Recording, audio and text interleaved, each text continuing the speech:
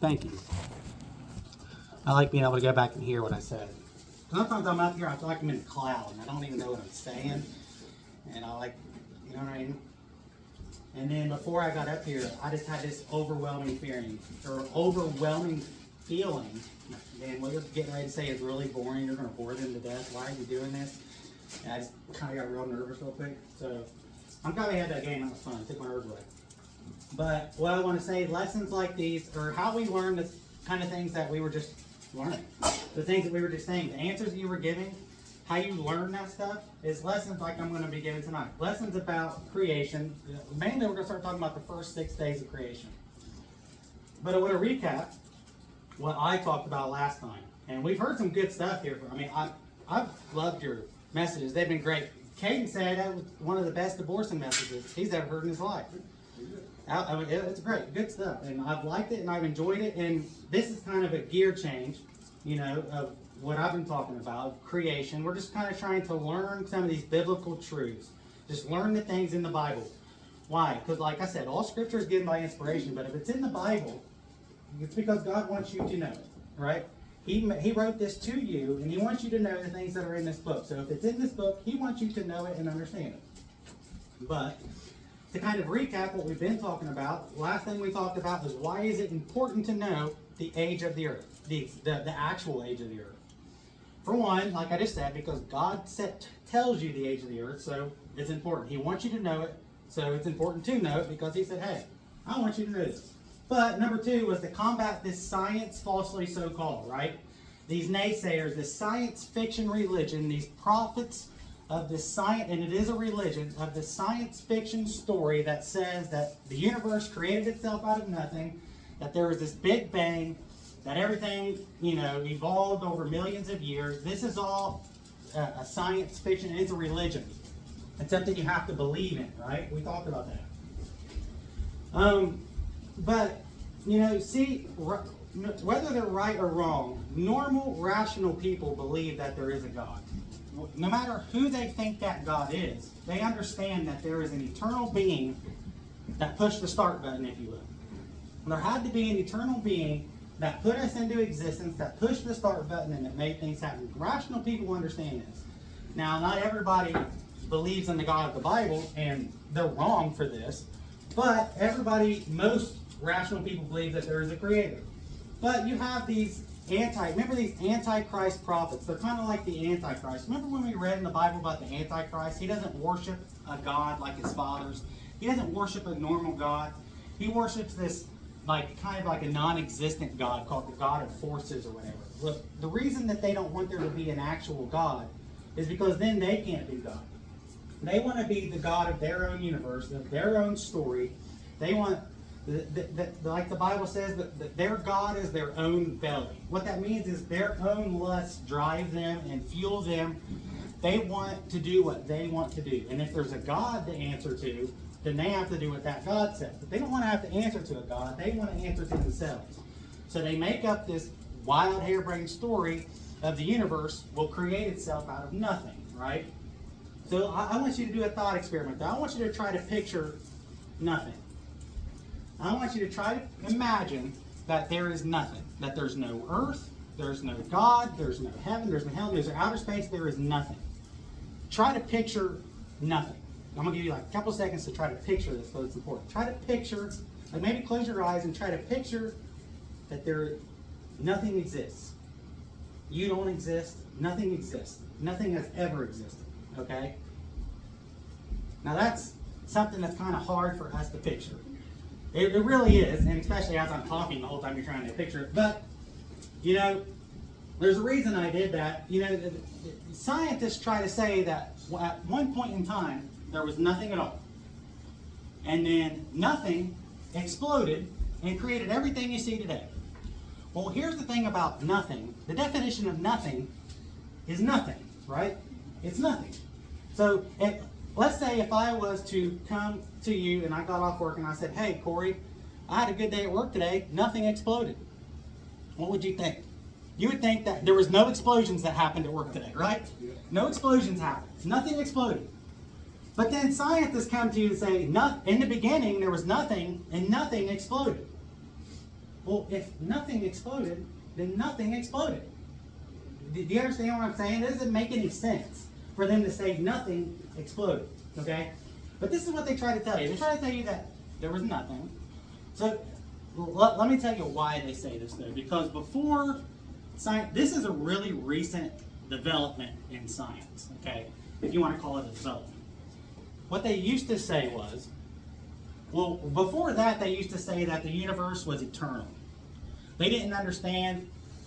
They knew that on the earth there was a beginning and end and that we lived in time, but the universe, for the most part, they called it static. That it didn't move and that it was eternal. Like, they thought this universe was this eternal thing that we live inside of. Well, they figured out pretty quickly that that was wrong, and the Bible actually proves that's wrong. Sorry, go ahead and turn to Genesis chapter 1. This is where we're going to be all night. Genesis chapter 1. But the Bible actually shows us that the universe itself is not eternal. The universe is actually a clock. Okay, the universe is how we keep track of time and how we know time exists. So if you look at verse 14, and God said, "Let there be lights in the firmament of the heaven to divide the day from the night, and let them be for signs and for seasons and for days and for years." God made the universe to be, the universe, the heavenly bodies, the stars, the moon, the planets, they all move like clockwork, and they're very predictable.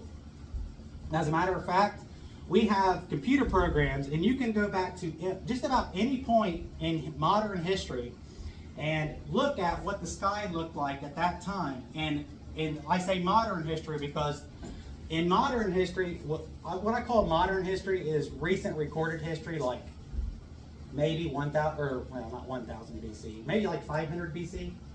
Okay, ever since like 500 BC, 500 years before Christ, there have been astronomers and they have been recording the stars in the sky, okay? And if you can use this computer program to go back in time and look at what the sky looked like at any point in time, you can look at what the sky looked like. There's a computer program that will show you what the sky looked like up to 100 million years ago. Now, we know that that didn't exist, but you need to bear with me for a minute while I explain this. But you can take this computer program, and how you know it's true is you can go back to about like 500 BC, and it matches what those astronomers of that day was recording. It matches the same thing, okay? So what the point I'm trying to make is that God made the universe to be a clock. God, like it says right here, He made them for a day, or for day and night, the heavenly bodies, for signs and for seasons and for days and for years, right? It is a clock to us. So science finally caught up to the Bible eventually, and this is like, I mean, there are people alive in the church who were alive when the Big Bang became popular, okay? The Big Bang is very recent. So, but people have started to catch on to the fact of what the Bible has been saying for eons, that the universe is a clock. And they said, well, if the universe is a clock and everything is predictable and everything moves a certain way, well, we can just take that clock and we can rewind it and we can calculate how old the universe is, okay? I don't necessarily have a problem with this logic, and I'm going to tell you why in a minute. But so they take this clock, and there's a lot of other stuff that goes into that I'm not going to get into, that'll bore you to death, about the redshift and all these different calculations. But basically, long story short, the universe is a clock. They take that clock, they rewind it, they calculate how long it would go back. Because here's the other thing, the universe is expanding. So that is a part of the calculation as well. So they take that clock, they take the expansion of the universe, they rewind it all, and they get 13.8 billion years. Okay? So then they said this. This is when the Big Bang came out. They said that the universe used to be, I remember I said this the other day, the universe used to be as small as a period on this page. I mean, I remember this in my textbook at school. The universe was as small as the period on this page. All the matter in all the universe was squeezed into this infinitesimal dot that was very, very hot and very, very dense. And it was like, they say it was a period on this page. That's what they say. And that from that point, it exploded. And it just ever expands, and it produced everything you see today. But it's going to keep stretching, they say. And it's going to be like a rubber band. They say it's going to stretch to a point where it can't stretch anymore. And then once it gets to that expansion point, then it starts to contract. It's going to contract all the way back to a point, to the point again, right? To the infinitesimal dot. And they say that this just keeps happening. They used to say. They used to say that this just keeps going over and over again. Well, there's a problem with this theory, and they figured out quickly that somebody had to set that in motion. See, if they want to believe that, if they want to say that there's matter, and that it's an infinitesimal dot, and it explodes to everything you see, and then it expands and contracts, and it just keeps going. Somebody made that dot, somebody made the matter, and somebody started that event. Somebody set that into motion. That's irrefutable. You can't, here's the, people try to say what was before God. Okay, well, God invented, we're going to get to God inventing time in a minute, but, logically somebody had to create that. So what they say is this, they say, well, no, because of course there can't be a God, right? That's just, in their mindset, there can't be a God. So here's what they say. They say, well, no, it wasn't, there wasn't a dot, now there was nothing. And nothing, the universe produced itself from nothing. That they started to say that there because, of course, there cannot be a God. Whatever you do, there can't be a God, right? That's their whole mindset and their whole philosophy. There cannot be a God. So they started to say there was nothing. That nothing existed ever, and then all of a sudden, bam, there was an explosion, and everything you see just came into existence, right? This is their new philosophy. Okay? Because their whole thing, right, is that they worship themselves. They're little antichrist. They're not the antichrist, but what is an antichrist? Who is an antichrist? We said last week, or last time. He that denieth that Jesus is the Christ. He is antichrist that denieth the Father and the Son. And these guys are, no matter what, there can't be a God. So that's why this theory keeps evolving. It's not so much science. I mean, it kind of is science, but more than science, it's their need to disprove God. That's their whole philosophy and their whole idea. That's right. Okay, but I kind of just want to get started with the first 6 days. The first 6 days are very important and very critical to understanding creation. So, like the Bible says, Genesis 1:1, in the beginning, God created the heaven and the earth. Okay, now heaven is singular. I want you to notice heaven is singular, and that's important. We'll get into that later. Maybe not tonight, probably next week. But notice that it's not heavens. People misquote that all the time. It's not heavens, it's heaven, singular. But in the beginning, God created the heaven and the earth. So here God is creating time, space, and matter. In the beginning, time, God created the heaven, space, and the earth, matter. Now it has to be in that order. It can't be in any other order, because if you created the earth, or you create matter, and you don't create space, where would you put the matter? You don't have nowhere to put the matter. Now if you create the earth and you don't create time, when would you put the matter? Right? You have to have time, then space, and then matter. It has to be in that order. So God invents time, space, and matter. But here's what I want you to understand about God creating time. And like I said earlier, God, before time existed, God was. Okay? Now, like I said, in the beginning, time. So God creates time in the beginning. God existed before time. God invented time, if you will. God made the idea of time. So before, we are inside of time. We live inside of this idea of time, and everything to us has a beginning and an end. Right? Everything starts and finishes, begins and ends. We live in this time continuum. But God, who created that, He created the idea that things have a beginning and end. So before the beginning, God just was. Things didn't have a beginning and an end before time, because God invented that whole idea. Does that make sense? Does everybody understand what I'm trying to say there? Yeah. Because here's another thing I do want to do. I would really like this to be an open discussion. So anytime you have any question at all, because I think this stuff is very interesting, but at the same time, if you're not getting it, it can be very boring to you. So I don't want you to not understand something I'm saying. So if you have any questions, there's no stupid questions. Does everybody get that, what I just said there, that God created time? Yeah. So before God invented time, right, He just was. There wasn't no such thing as time. That answers the question, where did God come from? And if you understand that, There's no other logical conclusion for us existing other than the fact there has to be an eternal being, okay? Somebody has to push the start button. If we live inside of time and time never had a beginning, then time wouldn't be time, time would be eternity. But we don't live in eternity, we live in time. So there had to be an eternal being outside of time to push the start button to make all this happen. It just had to be that way. There's no other logical explanation than there is an eternal being, and that eternal being is God. Now, who you believe that God is another story, but, I mean, that's not another story for us here. We know who the God is. It's the God of the Bible, right? But any normal, rational person will come to the conclusion that there has to be an eternal being. I think I beat that point to death. Do you guys understand that? Yeah, I also think, like, with the theory, right? Yeah. Like, so right here, what you saying, or was it verse 14? Yeah. Yeah, let there be lights in the firmament. Like, when he created time, Yeah. to divide the night and the day and the years, or, it started right then. But with Yeah. their theory, another thing you got to think of is whenever this explosion that they said happened, when that explosion happened, everything was perfectly placed right there and just started moving the way it's supposed to.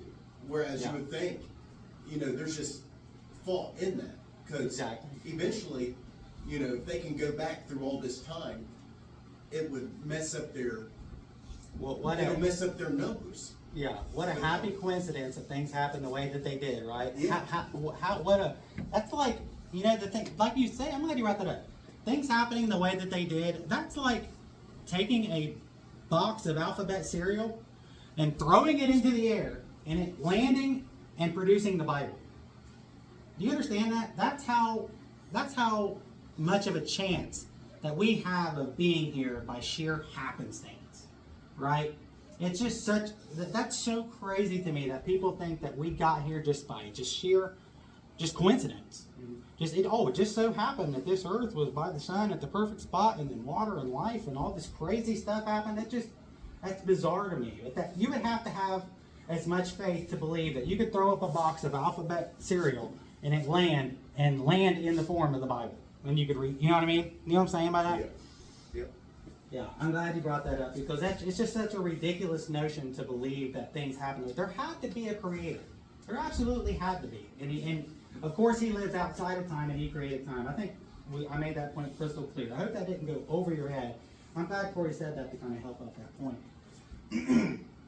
But, like I said before, there's stupid people on both sides of this aisle. There are people who are trying to prove that God doesn't exist. But on the other hand, there are people that say, okay, well, God does exist. But, maybe, I see what you're saying, that God created the world. And I see what you're saying, that there's millions of years. Maybe they both can coexist. Maybe, can't we all, it's these people, can't we all just get along? Can't we all just agree? But we can't agree. The thing that divides us is the Bible. The Bible is the sword of division. Jesus didn't come to bring unity. He came to bring a sword. He came to bring division. And what we divide on is the Bible. We can't agree with people who don't agree with the Bible. And even the people that say, well, yeah, there is a God and God created the world, but maybe he used millions of years to do it. Well, I'm going to show you that that is impossible according to this book. If you believe this book right here, the King James Bible, you can't believe that it took millions of years. It took 6 literal days. The Bible says, for in 6 days the Lord made the heaven, the earth, the sea, and all that in them is, and rested on the 7th day. Wherefore the Lord blessed the Sabbath day and hallowed it. God made everything in 6 literal 24-hour days. And to reiterate that fact, every time he tells you about a day of creation, he says, the evening and the morning are the first day. The evening and the morning are the second day. The evening and the morning are the third day, right? He goes over and over telling you evening and morning. Why? He's wanting to show you this is a literal day. He made this in one day, he made this in the next day, okay? Now, what I just said about the guys who try to put millions of years into God's creation, I'm going to show you where they try to put it. And I mentioned this last time, but I want to get just a little bit more in depth about it. So this is where they try to put it. In the beginning, God created the heaven and the earth. And the earth was without form and void, and darkness was upon the face of the deep, and the Spirit of God moved upon the face of the waters. So Verse 1 says, in the beginning God created heaven and the earth. Then verse 2 says, and the earth was without form and void. They say right there in the middle of verse 1 and verse 2, this is what they try to say. They try to say that there was an entire civilization in between verse 1 and verse 2. That there was an entire rise and fall of a whole civilization, and that God got mad at them and he wiped them out. And here's why they say it. It was in Jeremiah 4:23. You don't have to turn there, but I'll read it for you. Jeremiah 4:23, it says, I beheld the earth, and lo, it was without form and void, and the heavens, and they had no light.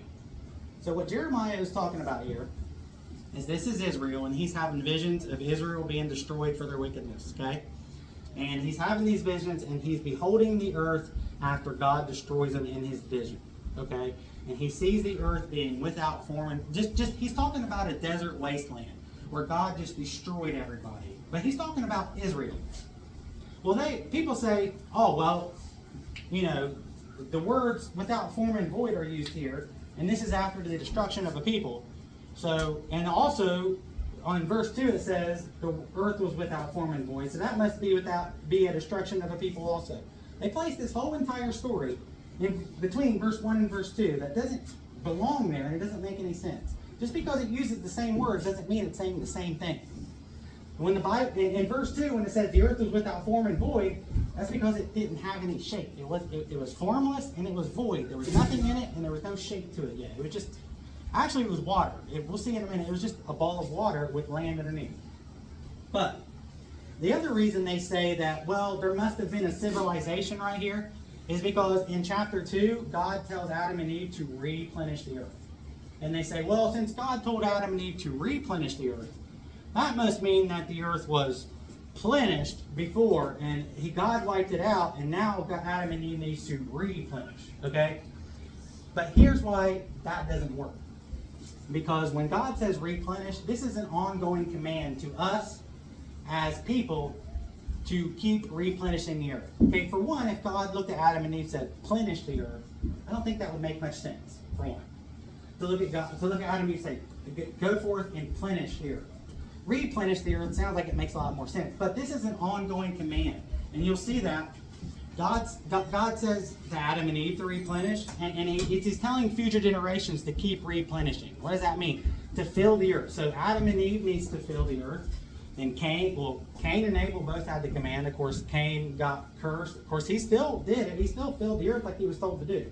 And Abel died, of course. But then Seth and all the children after them, Enoch and Cain's descendants, Lamech, and all these descendants that spread out from there kept replenishing the earth. That is why God says replenish. And we are still commanded today to replenish the earth, to keep plenishing the earth, if you will. That is why God says that. And if you don't buy that explanation of why God used the word replenish, that's fine. But the answer is not that there was a whole civilization in between verse 1 and verse 2. Here's why that really doesn't make sense. Because verse 1 and the first day is let me read for you the first day of creation, the very first 24-hour day. In the beginning, God created the heaven and the earth. And the earth was without form and void, and darkness was upon the face of the deep, and the Spirit of God moved upon the face of the waters. And God said, let there be light, and there was light. And God saw the light that it was good, and God divided the light from the darkness, and God called the light day, and the darkness he called night. And the evening and the morning were the first day. So, he's telling you that everything that I just read took place in one literal 24-hour day. So if there is an entire civilization in between verse 1 and verse 2, it happened in one day. Does that make any sense at all? That in 24 hours, a whole civilization rose and fell? That just doesn't make any sense. That's not feasible. It's not possible. That's why that theory of the fact that there was a whole civilization in between verse 1 and verse 2 just doesn't make any sense at all. Okay? I know that was a lot to say, but that is a popular thing people preach. So when you hear that, I want you to know that that did not happen. Okay? This is a literal 24-hour day that takes place here. So, but the next problem that people have with the first day, and we're just going to cover the first day tonight, and then we're going to talk and have some questions. I don't want you to get too overwhelmed or bored even. But, you know, the problem they have with the first day also is Look what it said. And God said, let there be light, and there was light. And God saw the light, that it was good. And God divided the light from the darkness. And God called the light day, and the darkness he called night. And the evening and the morning were the first day. See, the problem with this is God doesn't make the sun until day like 3. And they say, well, how could there be a day? How could that be a day and an evening and a morning, if the sun isn't invented yet? Well, in order to answer this question, we need to read Revelation chapter 21. And I'm going to read most of this. For one, this is a pretty interesting chapter. This chapter talks about New Jerusalem, the heavenly Jerusalem, the heavenly city. We talked about the millennium and the millennial reign of Christ. We have the 7-year tribulation, and after the tribulation comes the millennial reign of Christ, the 1,000-year reign of Christ. And we as Christians rule and reign on the earth with Jesus Christ. After that, Jesus Christ turns around and gives the kingdom to the Father. And God creates a new heaven and a new earth at that point. And the heavenly city Jerusalem, this is when we spend eternity in heaven. And the heavenly city Jerusalem comes down from God out of heaven, like it says in this chapter. And this chapter is describing what that heavenly city looks like. So I want you to pay attention. This is something that's interesting. The real reason I'm reading the whole chapter is because I like this chapter and I like the explanation of the city. So pay attention to the city, but there's something interesting. At the end, I'll tell you why we're reading it, but just pay attention. And I saw a new heaven and a new earth. The first heaven and the first earth were passed away, and there was no more sea. And I, John, saw the holy city, New Jerusalem, coming down from God out of heaven, prepared as a bride adored for her husband. And I heard the voice of heaven, and I heard a great voice out of heaven saying, behold, the tabernacle of God is with men, and he dwelt with them, and they shall be his people, and God himself shall be with them, and be their God. And God shall wipe away all tears from their eyes, and there shall be no more death, neither sorrow nor crying, neither shall there be any more pain, for the former things are passed away. And he that sat upon the throne said, behold, I make all things new. And he said unto me, write, for these words are true and faithful. And he said unto me, it is done. I am Alpha and Omega, the beginning and the end.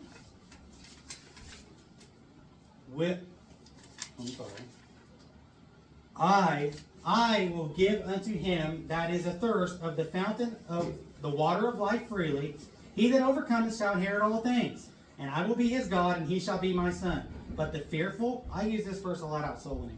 But the fearful and unbelieving and the abominable and murderers and whoremongers and sorcerers and idolaters and all liars shall have their part in the lake which burneth with fire and brimstone, which is the second death. And there came unto me one of the 7 angels, which had the 7 vials full of the 7 last plagues.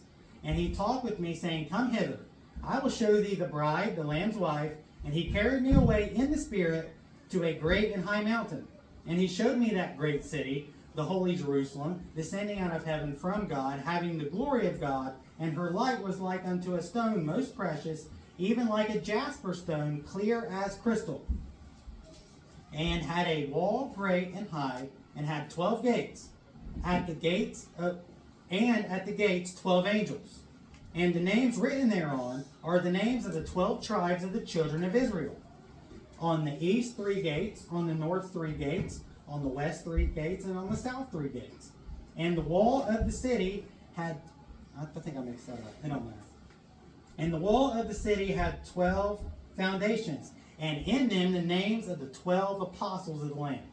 And he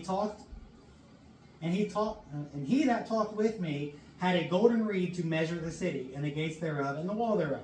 And the city lieth 4 square, and the length is as large as the breadth. And he measured the city with a reed 12,000 furlongs. The length and the breadth and the height of it are equal. And he measured the wall thereof 144 cubits, according to the measure of a man, that is, of the angel.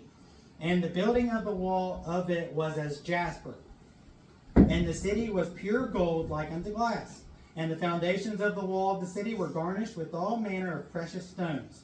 The first foundation was jasper, the second sapphire, the third a chalcedony, the fourth an emerald, the fifth sardonyx, the sixth sardius, the seventh chrysolite, the 8th beryl, the 9th topaz, the 10th chrysoprasus, that they say that I think, the 11th jacinth, the 12th amethyst, and the 12 gates were 12 pearls. Every several gate was of 1 pearl, and the street of the city was pure gold, as it were transparent glass.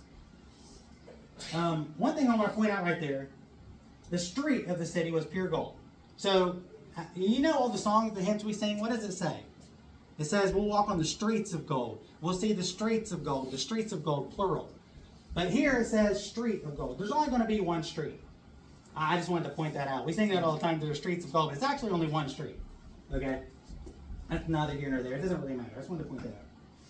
And I saw no temple therein, for the Lord God Almighty and the Lamb are the temple of it. Now, here is why I read that whole chapter. For one, I wanted you to hear about the holy city, but this is the main point right here. And I want you to get the context of what I'm about to say. And the city had no need of the sun, neither of the moon to shine in it, for the glory of God did lighten it, and the Lamb is the light thereof. I said all that to say this. Jesus is the light of this city. Now, it says that this city has no need of the sun. It doesn't mean that the sun's not there. It just means it didn't need a sun because Jesus, God, is the light of the city. So if we don't need a sun in the end of the world, we don't need a sun in the beginning of the world either. So because there's a day and a night and there's light and darkness, but there's no sun yet, that's no problem because Jesus is the light. John 1:1, in the beginning was the Word, and the Word was with God, and the Word was God. And in the beginning was not anything made without Him that was made. I misquoted that, but what that's saying is Jesus was there at the beginning of the world. Jesus is the light of the city in the end of the world. Jesus is the light of the world in the beginning of the world. It's kind of funny how that works, but they say, oh, there's no sun, there couldn't have been a day one. Well, no, because Jesus is the light. And it doesn't matter. God can make things out of order. It's kind of like this. Let's say I write a book. Let's say I'm going to write a book right now. And I am starting to write my book, and I create a character named Jacob. And I say, Jacob was a good boy. He went to school today. He was 14 years old. So how old is Jacob? He's 14. But how long has Jacob existed? Jacob just came into existence. I just made him up. I just literally made him up. Okay? This is like God making the world. Okay? He can make it in any order He wants. I can tell a whole story about Jacob and his day at school, write a whole book about his adventures at school, and then write another book, book 2, and bring his parents into the mix. I can make up his parents. Now, Jacob came from his parents, right? But Jacob's parents didn't become invented until after Jacob was invented. Does that make sense? Yeah. God, it's like God writing a book. God can make it in any order He wants to make it in.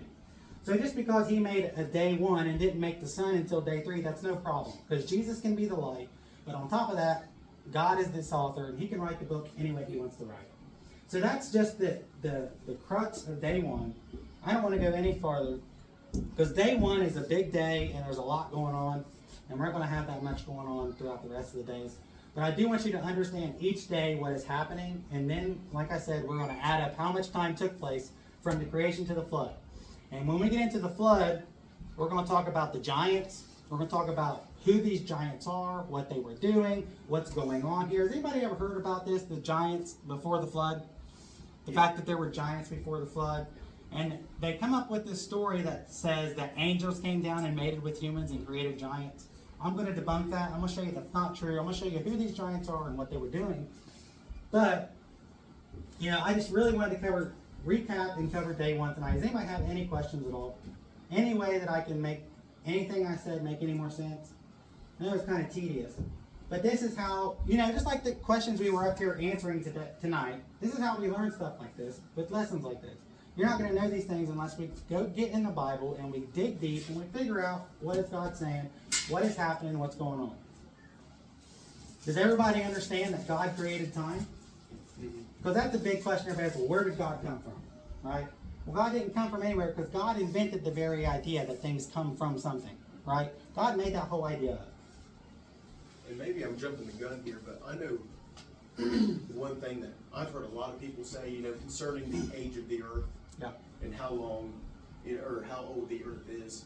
And, which I mean, I guess technically is like the last day, so you're probably gonna get to it eventually, but one thing that I always hear is, you know, how long was Adam and Eve on earth before they sinned? Yeah, right. And is that in, like, Do we have that answer? Yeah. No, we don't have that answer. So unfortunately, no. I've never heard that answer. I've never heard it preached or taught, and so I don't have an answer for that. And I don't think there is an answer. But we do know how long Adam existed. Look at Genesis 5. We don't have to look there. I'll just show you. Genesis 5. Here's one thing we do know. Okay, Adam. Okay, did I mention the doctrine of apparent age yet? This is the. I mean, I mentioned it, but I haven't explained it, and we don't. It's not. It doesn't need a big explanation. This is the doctrine that God made things to appear to be older than they actually are. I spent like two. oh, yeah, we did kind of go. Did I cover that? God Yeah, I made. think we kind of like talked about it. We talked about it. Yeah. Yeah. So God made Adam, right, to appear to be 30-some years old. Some people say 33, and they get that number because of Jesus. I don't know if that's true. I'm not really sure. I don't know. But I do know that he was a full-grown man, and God made Adam to appear to be older than he actually was. And when you look at Adam and he was actually one day old, he would look like he was 30-some. So there's no reason for you to be able to not look into the universe and say, well, this universe looks like, whatever number you want to say. If 13.8 billion years is wrong, fine. But let's say you look out the universe, you say, that looks like it's 13.8 billion years. Well, that's fine. Well, that just means God made a 13.8 billion year old universe 6,000 years ago. Yeah. He brought it into existence. It's really 6,000 years in real life. But it looks like it's 13 billion. It's kind of like what you were talking about with you write the story about Jacob. Exactly. God writes a story and he brings it in whatever age he wants. But he made things.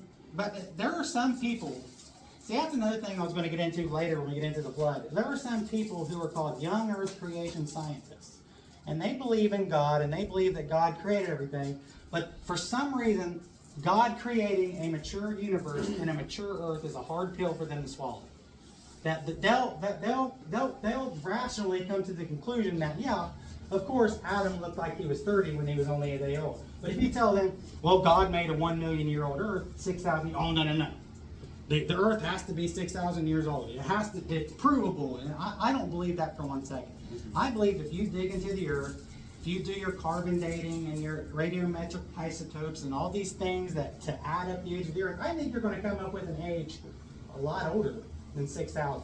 I believe that science is right on this side. That's why I don't think when you're in school, you don't have to turn off your ears necessarily to some of this stuff. Because, you know, people are out there actually doing the science, and when they dig into the earth and when they observe the universe, they're doing these calculations, and these calculations say, yes, it has to be at least this old. Let me give you an example of an earthly example. I told you about the crashed nebula last time. But, for example, if you go into a cave and you study a stalactite, you know there are stalactites that took 20,000 years to form? How do you explain that? You know, the young earth creationist says, oh, no.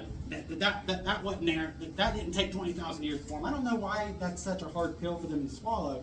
Because the only thing that happened was when God created the earth, he created a stalactite that looked like it had been forming for 14,000 years. Because now we're 6,000 years in. Right? That's it. That's the answer. God just made things to look like they're older than they really are. So there's no issue. There's no problem.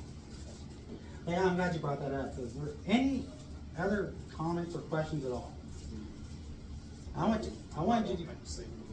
Huh? We're not going to practice singing today. Okay, good. Yeah, does anybody have anything else?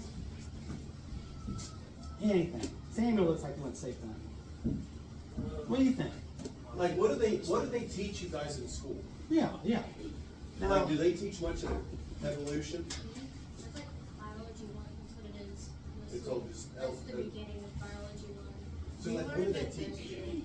They teach the Big Bang Theory at my school anyways, I know they do. It's on the state test too that we have to take, like, to pass the class. We learned with this year, my science teacher is a Christian, so she was like, if you're learning it, you're to be more knowledgeable to tell people, like, how their thing doesn't make sense. yeah, exactly. There ain't nothing wrong with And that. that's what the Big Bang Theory. Yeah, it's a theory.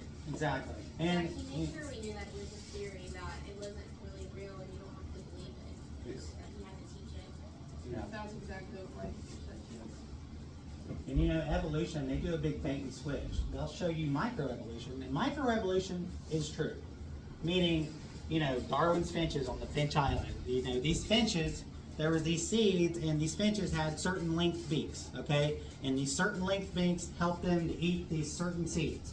Well, then you had these finches on the other side of the island that had longer beaks, right? Yeah. And the longer beaks helped them eat the seeds on that side of the island. And eventually the whole island got covered with a certain amount of seed, or a certain kind of seeds.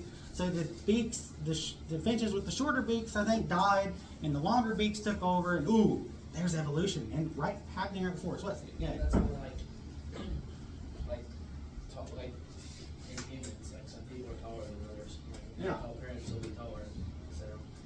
Exactly. Right. Yeah. There's no issue with changes, right? And you know, the survival of the fittest, that makes perfect sense to me.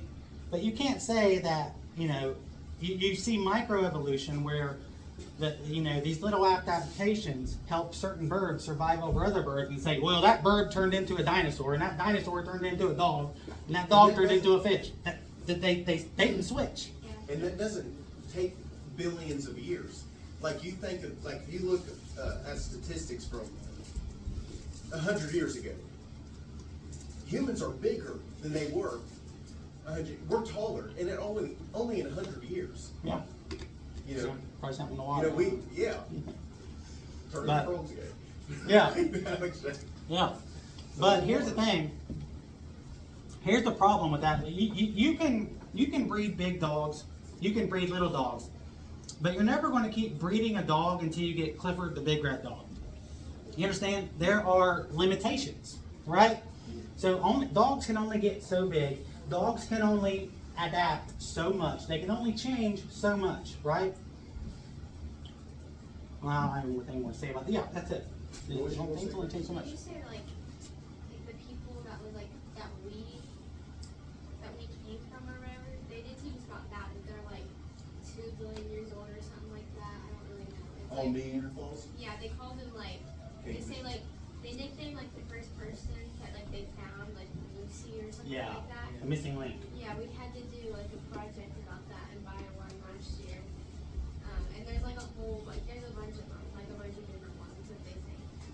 So here's the thing about those skulls. They take those skulls and they have these different shaped skulls, right? And they line them up. They say, oh, people used to have skulls that shaped like this, and now they look like this. And now, you know, it used to be like a monkey-shaped skull, and now they look like this and this and this. And then they have like this big missing gap, and they probably say Lucy is in there or whatever. And you know that Lucy is a big lie, right? All those bones they found are all a lie. So there's this big gap, and then skulls are shaped like this until you get to the human shape of a skull. But how many of you have seen a person with a weird shaped head? You can see, I mean, you can pick any of these skulls that they say are humans, and you could probably find somebody like right now with that shape of a head. It doesn't mean people are evolving. It just means people have weird shaped heads sometimes. That's Yeah, it. and like they only found one of them. Exactly. You know, Exactly. why don't they have like a whole civilization of these kind of skulls? I can take you to a weird shaped head right now. At work, there's this guy with the big old flat head, and his forehead sticks out, and he's got this, I don't know, just the weirdest looking head I've ever seen in my life. And I can take you to his skull, and look here, this is the missing link. I found him. And like you even think of like the shape of like people of different ethnicities. Like you think of like Asian people, for example. Like they have like flat faces. Then you look at like Indian people, they have high cheekbones.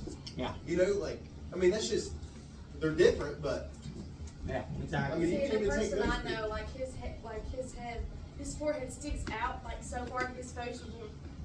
Yeah, It's yeah. like in, and I'm like, you look at his eyes, and his eyes are like way up underneath his forehead, and I'm like, Yeah. That's the missing link. Well, he doesn't have to wear hats. Yeah, It's like a built-in. and then his It's the back of evolution. his head's not round, it's like flat. yeah. Yeah. Yeah, that's funny. But I was gonna say something else, but I don't remember. But that's a good talking point. I don't think they're singing up there. But yeah, I mean, it's good to get into this stuff sometimes and learn it. You know, I think it's fun, but I'm kind of a geek, so I hope you enjoy some of it. That's good stuff. We're out of time.